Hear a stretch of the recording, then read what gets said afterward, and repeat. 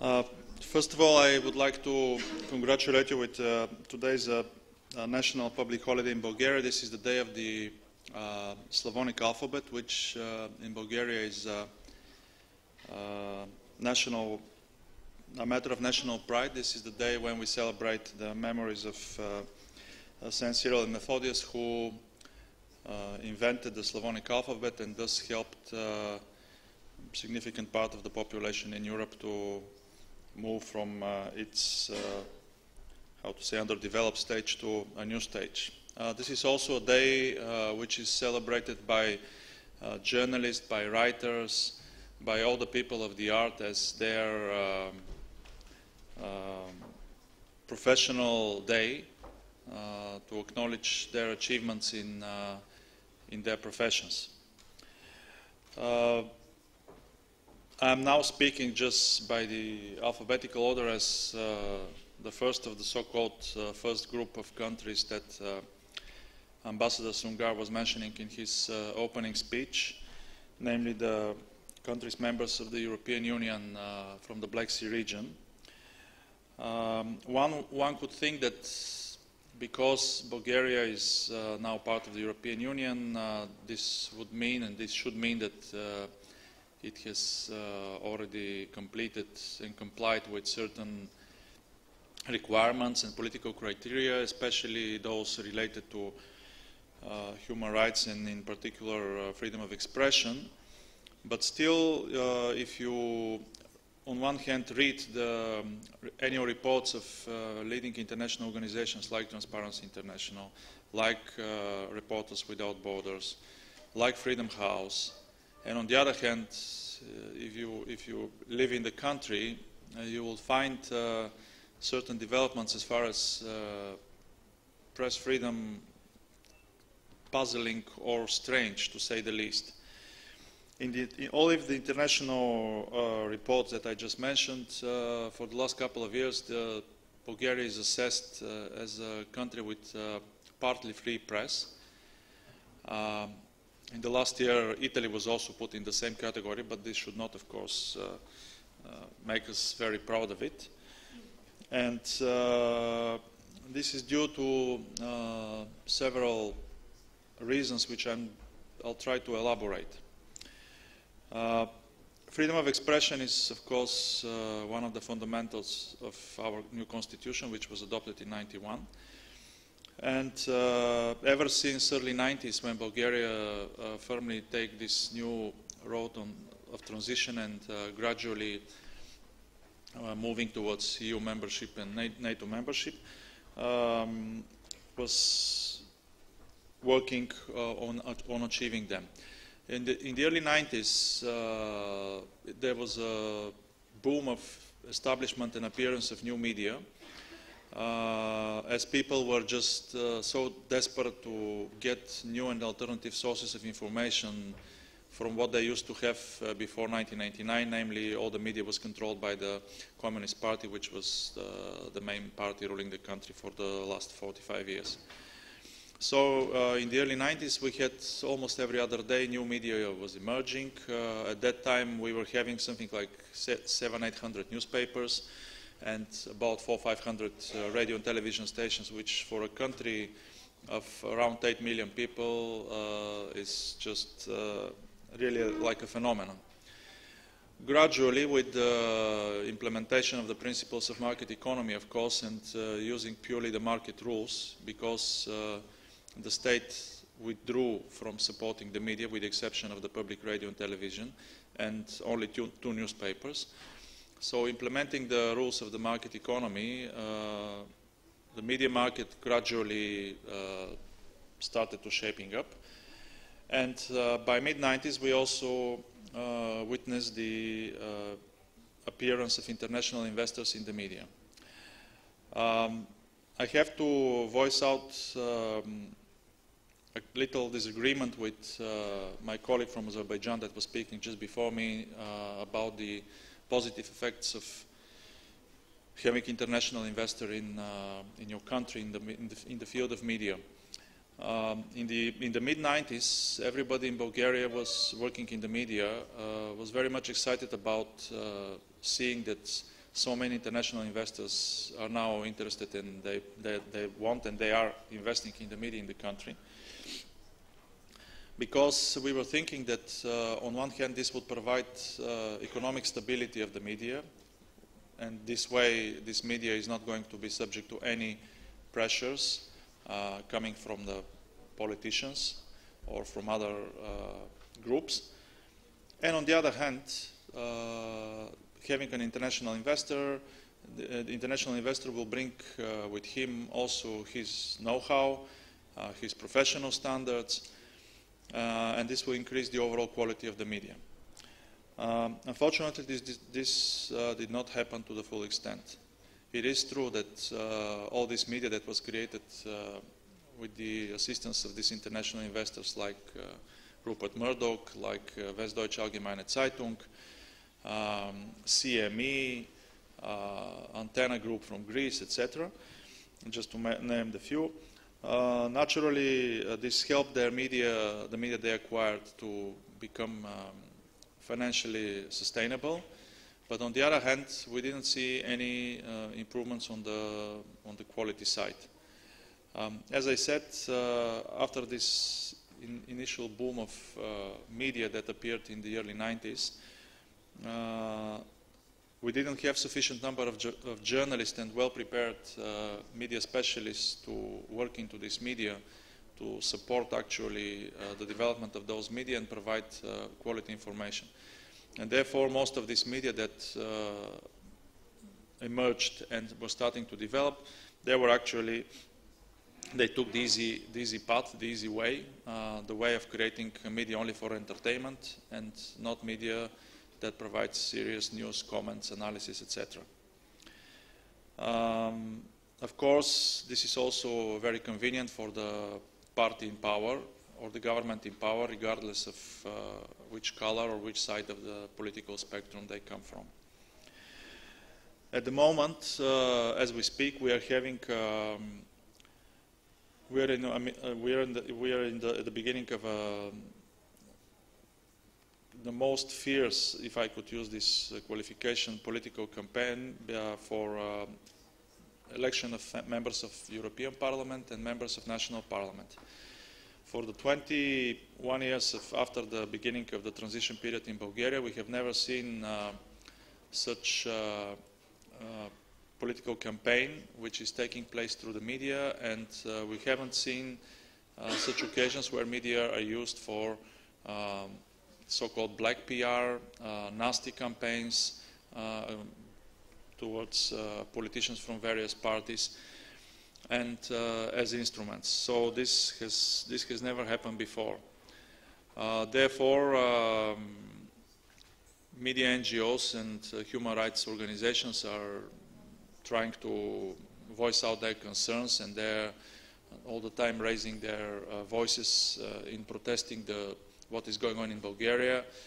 Some of the newspapers even came out last week with a statement that all media should sign some kind of memorandum that they should not provide space for so-called black PR and negative campaigns of the political parties.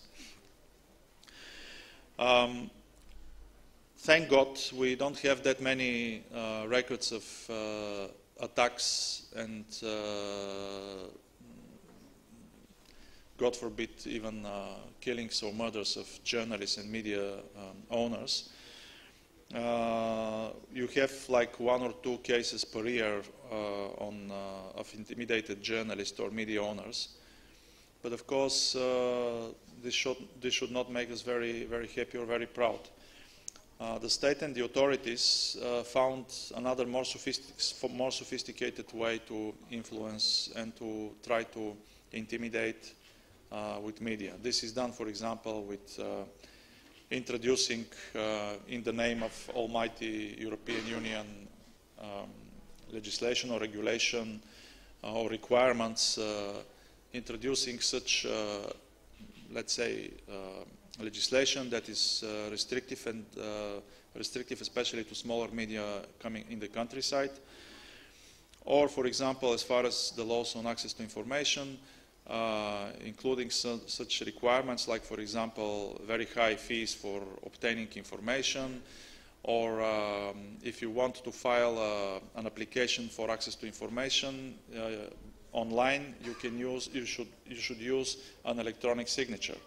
And of course, this is a restrictive requirement because not that many people have access to electronic signature, because it costs money. Internet penetration in the country is still not very high. It's about less than 30% for the whole country. And more examples like that. We have a very bad case of a journalist who was beaten up with hammers, and he was nearly killed last November on allegations that he was maintaining a website writing negative articles about the president of the country and about an officer working for the newly formed State Agency for National Security. Despite the fact that the journalist publicly denied any association with this website because it was an anonymous website, nevertheless, the journalist was cornered after going out from a restaurant, and 4 still unknown people beaten up nearly to death. This journalist barely survived. The case was widely reported by all major international human rights organizations. And now he's gradually recovering and coming back to his journalistic work. He has his own online publication. But still we're expecting from the state to come up and say who were the perpetrators and who were the ones that actually ordered the perpetrators to attack this journalist. We also had earlier last year a murder of a writer right in the middle of the city who was shot dead again by an unknown person. This writer was famous with that in his not so distant past he was part of the so-called organized crime in Bulgaria, and for the last 3 years he turned into a writer and started writing his memoirs or memories from the time he was with the organized crime, and he was exposing a lot of names of present-day politicians or people associated with the secret services that they were actually behind the creation of the so-called organized crime in Bulgaria. Again, this murder was also reported by most international human rights organizations, but nevertheless the state is still investigating who did it and why. In order to conclude in a more positive note, I just want to give you 2 examples, 2 positive stories. One is that it was on the initiative of the Bulgarian journalists and media, as well as the publishers and the broadcasters, that back in 2005 we have created our press council, which among other things is created to decide upon various cases of claims that citizens have for, being misportrayed in the media or misreported. And this helped to minimize the cases of court cases of libel and slander against journalists. Again, back in 2001, because of the pressure from the side of the Council of Europe, imprisonment for libel and slander in Bulgaria has been abolished, and now we have only financial sanctions for libel and slander, but which are still quite high for the standards in Bulgaria. But nevertheless, now we also see a decreasing number of court cases against journalists, and we very much would like to think that this is because of the appearance of this Code of Ethics and the Press Council, which is supposed to observe how the Code of Ethics of the Bulgarian journalist is implemented. And the other positive development was that as in Bulgaria, there is no media law. There is only one law, which is law on radio and television. But for example, the print press is not under any specific law. Print press is just seen as a normal commercial activity and not anything specific, so there is no particular law. I think back in the 90s, when the new legislation of Bulgaria has been introduced and adopted, our politicians were so busy with themselves that they forgot about media. And much later on, they realized that actually independent and free media could be extremely powerful. Here I would like to mention some extremely good examples of investigative reporting that are going on in Bulgaria, and because of them, massive cases of corruption and embezzlement of money and fraud have been brought to the public knowledge. It was only because of them, for example, in early January this year, journalists from the more prominent weekly wrote a big investigation in that weekly, Capital, about massive embezzlement of funds from the state road infrastructure agency. In other countries, after the publication of such big investigation, the local, let's say, prosecution office would start immediately doing some preliminary investigation. This did not happen in Bulgaria. Only 3 months later, the government started to engage in some kind of investigation after it has been pressed by the European community, by the European Union, that something should really be done. So we are very grateful to our investigative reporters, because despite the limitations of the law, they're doing their job very well. Despite the limitations of the access to public information law, they're still managing to find ways around and to find information, to seek information, and to also take the authorities to the court if they refuse to provide them such information. We have many cases of journalists and media that they won their cases against government or governmental agencies for refusal of certain information. It was only because of the joint efforts of Bulgarian media NGOs and other civil society players, led by the Access to Information program, which is the leading access to information NGO in Bulgaria, that we have managed, the civil sector has managed earlier this year, actually last month, on 2 occasions to stop inclusion of a very repressive piece of legislation that would allow the Ministry of Interior to be able to follow without any permission from the court all electronic communications between people, meaning conversations on cell phones, internet traffic, personal data, etc. So the authorities in Bulgaria tried to include this on 2 occasions in March and in April this year, but it was only because of the efforts of the civil sector. These amendments have been stopped, and thank God now they are not part of the legislation. Thank you for your attention.